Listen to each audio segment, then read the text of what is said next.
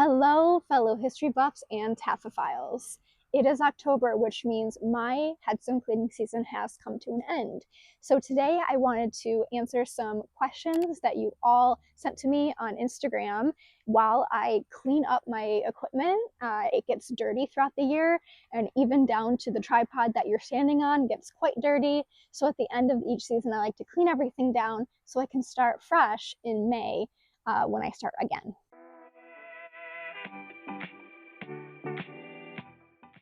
Like, I don't even know if you can tell. This is just so dirty and there's so much dirt all up in the grooves of this. So I like to clean it at the end of the year and see if I can get some more life out of it.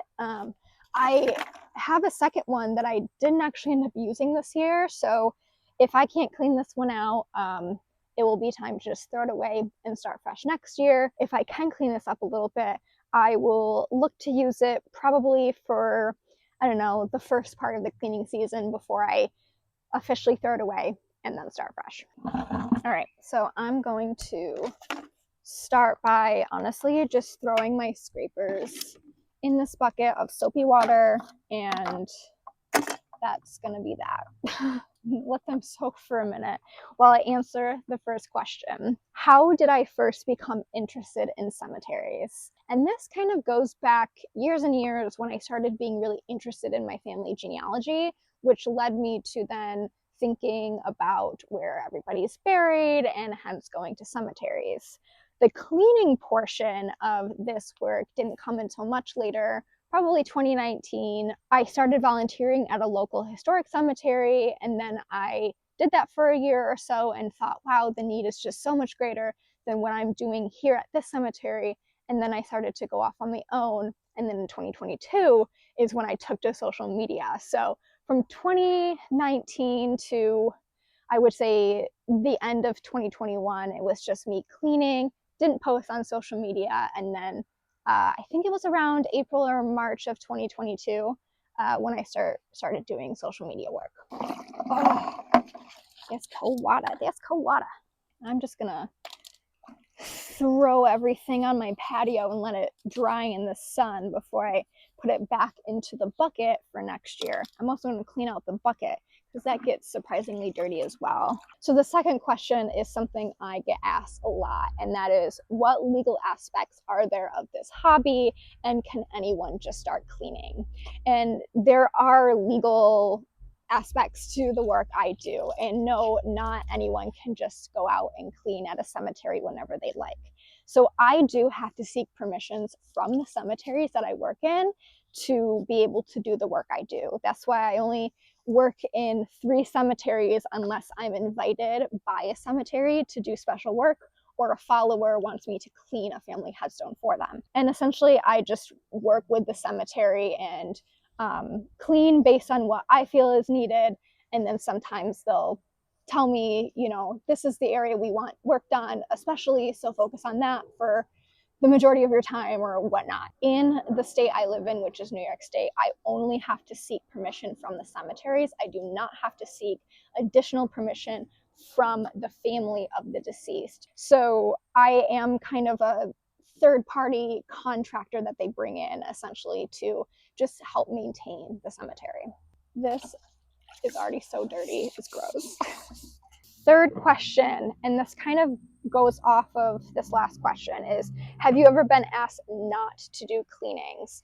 And that kind of comes down to when I'm seeking permission from a cemetery, or I've gotten to a place in one cemetery and I'm like, I could add on another one because the ones I've been working in were to a point where there's not much left needed from me, is I will start the process of networking and canvassing, if you will, of asking cemeteries, reaching out to county clerks, or if there's a board of directors, if they'd like my services. And so yes, I've been told no, or I've been told, you know, we do have a small volunteer group that already handles it. So I have been told no, that my service is not needed. You know, I never realized how dirty even my knee pad gets. Okay, so the next question is, how do I decide which stones to clean? And I get this question a lot.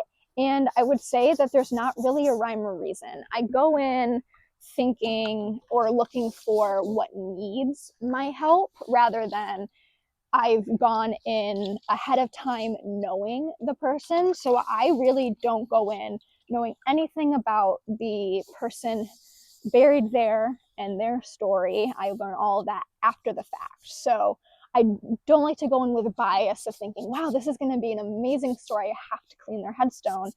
I go in and look for what actually is in need, and then go from there. So really just looking for what could use my help rather than what would make a really great video. Oh, all right. Scrapers, I think, are done. Let's get fresh water. I'm going to tackle the brush. So the brush, I'm not going to clean with soap and water because I don't use soap on the stones. So I want to make sure that I don't do any cross-contamination, if you will. So I'm going to just use the my solution to clean out and get what I can using this and water. Speaking of product, the next question is, what products do I use? So D2 is a product I have used and continue to use, but there are other products that are industry standard or approved to be used and completely safe. So one of them is Wet and Forget. It's something you can buy at a hardware store. There's also the Akimi product, and then Atlas Preservation just came out with their own cleaning product called Endurance. So there's options out there. D2 is not the only one out there. So I think if you are looking to get into this work, starting with something like a Wet and Forget that you can just buy at a hardware store maybe is your best bet instead of purchasing a gallon of D2, which can run you a lot of money. And Wet and Forget does go pretty far because it's a concentrate. So the next question is, how do I find out the information and the stories for my videos? And I use Ancestry. I also will scour through old newspaper articles. Ancestry is a place you can get old newspapers from as well, but I also have newspapers.com. It's also where you can find census records and military documents, marriage certificates, everything there. I also do like to use Find a Grave, although it's not always accurate, but in genealogy, nothing is ever 100% because things are misspelled or numbers look like another number, so things may not always be 100% accurate. But I like to just build a tree in Ancestry based on everybody I clean and work around that. It is just, at the end of the day, how a genealogist might start looking into a family. So you're just kind of doing a lot of research. I will say it's probably so much easier today to do this work with everything digitized than it was even 5-10 years ago. Let us get to cleaning the sprayers. The next question, which is, do I travel to do this type of work or do I stay local? I definitely have traveled. I think the furthest that I've gone to do this work is New Orleans. I'm open to doing more travel. It just takes a little bit more logistics than if I was to stay local. But I do travel, and I'm willing to as well. I would say the majority of my work, though, is I do stay local. Just logistically speaking, it's just easier for me. Ooh, so much pressure on that one. The next question, which is, what is your favorite type of stone to clean? And I think I'm actually going to answer this a bit differently, and I'm going to answer what's my least favorite type. I think my least favorite is flat stones, not because they're not beautiful or even the material. They're my least favorite because they sometimes are the hardest. You wouldn't think so. Flat stones are usually small, but they're more prone to the weather. You think of snow and rain, especially, just sit on a flat stone, whereas something that has an angle or is completely upright, it won't be sitting on the main piece of the headstone, which is the engraving, which contains the information.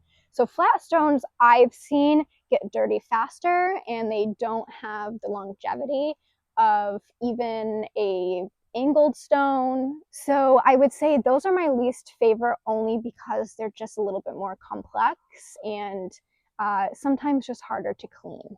Like, look inside this bucket. Is this just, you know, grass shavings or little pieces of leaf that's found their way inside? That just is what comes through my bucket throughout the entire year. And while I clean out this bucket, the last question, which I'd say is just a silly one, is have you seen any funny names on headstones? Okay, so I can't think of many, but I can think of one, and it's not like super funny or silly. It's just I found it interesting, and it is for a gentleman named John Johnson. And I wonder, and I haven't looked into it, was his first name really John, or did he just go by John? Because I think it's kind of funny when people name their children a similar first name that their last name is. So that I would say is probably one that I found pretty funny when I was, walking through a cemetery at some point. Let's see if I can rinse this out with this water without making a mess. So those were the questions that I picked to answer. Of course, if you have more, feel free to leave them in the comments. Sometimes I'll answer them in there. I hope that some of these questions, especially down to product as well, were helpful for anybody looking to get into this work. And yeah, so thanks for joining me today, and I'll see you in the next one. Bye. Baby dog.